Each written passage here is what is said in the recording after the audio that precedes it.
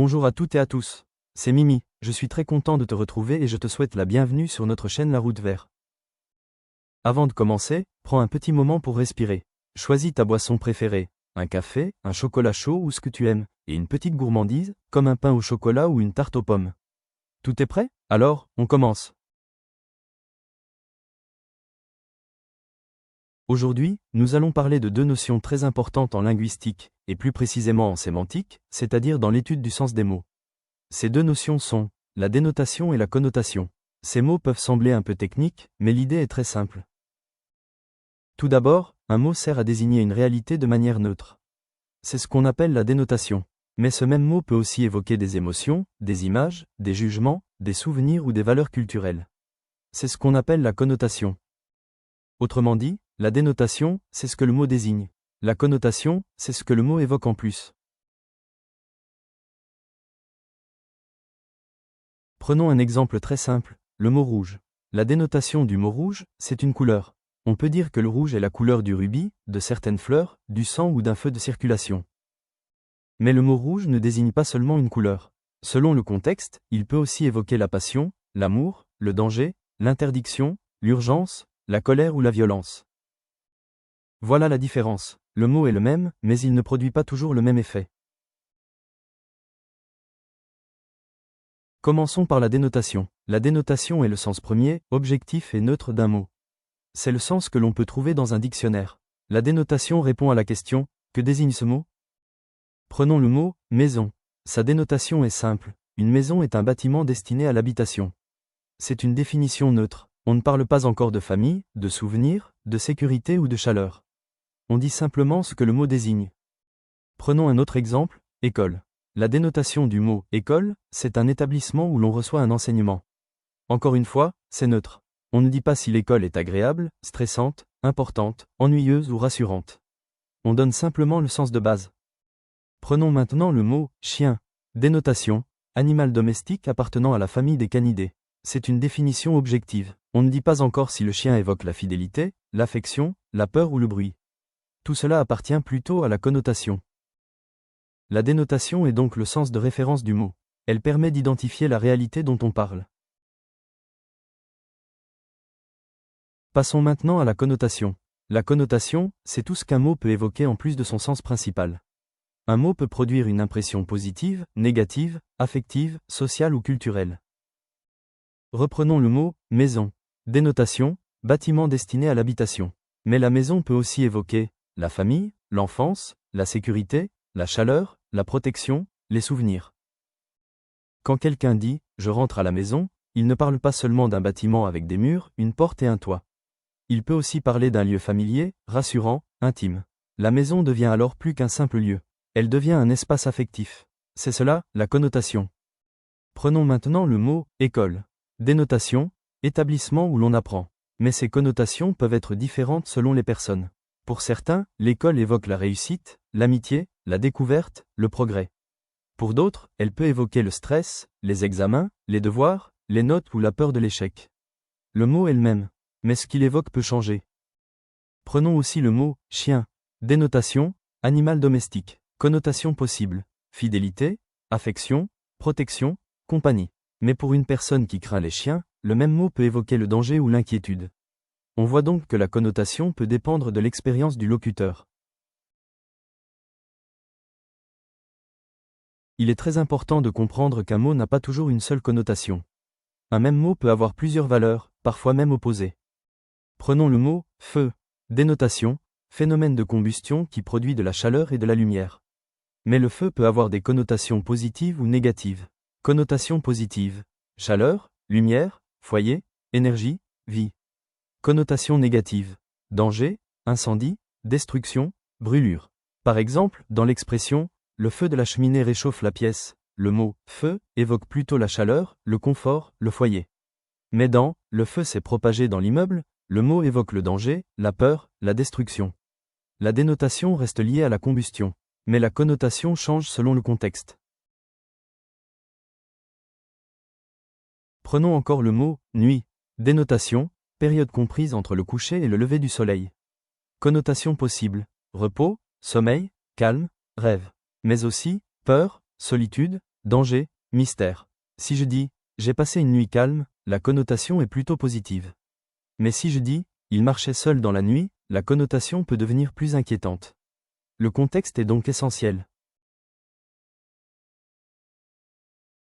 En linguistique, on peut distinguer deux grands types de connotations, la connotation méliorative et la connotation péjorative.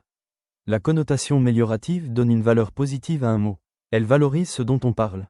La connotation péjorative donne une valeur négative à un mot. Elle dévalorise ce dont on parle. Prenons le mot « lumière ». Dénotation, ce qui rend les choses visibles. Connotation méliorative possible. Espoir, vérité, intelligence, clarté, connaissance.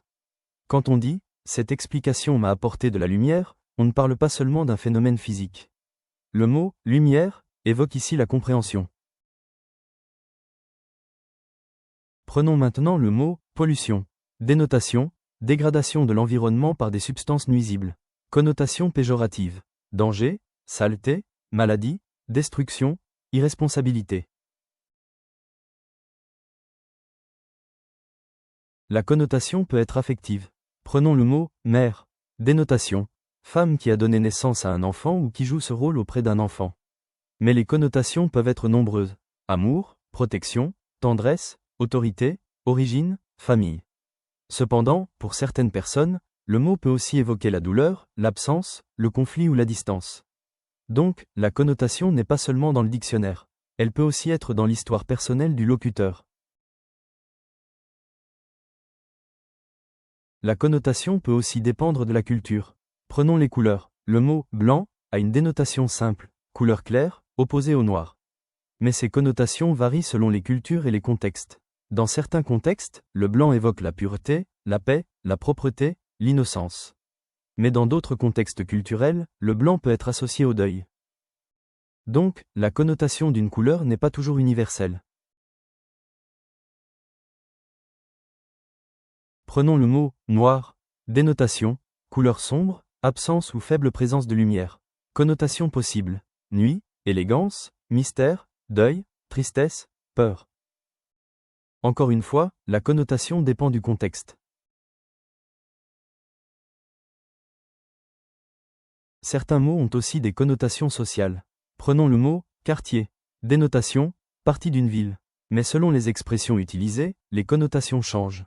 Un quartier résidentiel peut évoquer le calme, le confort, un certain niveau social.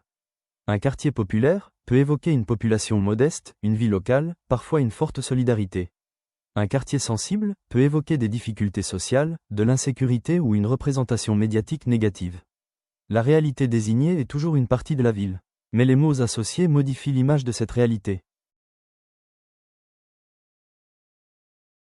La connotation est présente dans la vie quotidienne. Quand nous choisissons un mot, nous ne transmettons pas seulement une information. Nous transmettons aussi une attitude. Prenons le mot « silence ». Dénotation, absence de bruit ou de parole. Connotation possible, paix, calme, concentration. Mais aussi, malaise, gêne, solitude, absence de communication. La connotation dépend aussi du locuteur, c'est-à-dire de la personne qui parle. Un mot peut évoquer une chose pour moi et autre chose pour toi. Prenons le mot « examen ». Dénotation, épreuve destinée à évaluer les connaissances ou les compétences. Connotation possible, stress, effort, réussite, peur, défi, fierté. Pour un étudiant bien préparé, le mot peut évoquer un défi. Pour un étudiant très anxieux, il peut évoquer la peur. La connotation dépend aussi du contexte. Prenons le mot « froid ». Dénotation, température basse, mais le mot peut avoir plusieurs connotations. Dans « il fait froid aujourd'hui », on parle simplement de la température. Dans « il m'a répondu d'un ton froid », le mot « froid » évoque l'absence d'émotion, la distance, le manque de chaleur humaine. Ici, on voit que le mot peut passer d'un domaine physique à un domaine affectif. Un mot isolé peut avoir plusieurs possibilités. C'est la phrase qui nous aide à comprendre quelle connotation est importante. Il faut aussi faire attention à ne pas confondre connotation et sens figuré. La connotation, c'est ce que le mot évoque en plus. Le sens figuré, c'est quand un mot est utilisé dans un sens imagé.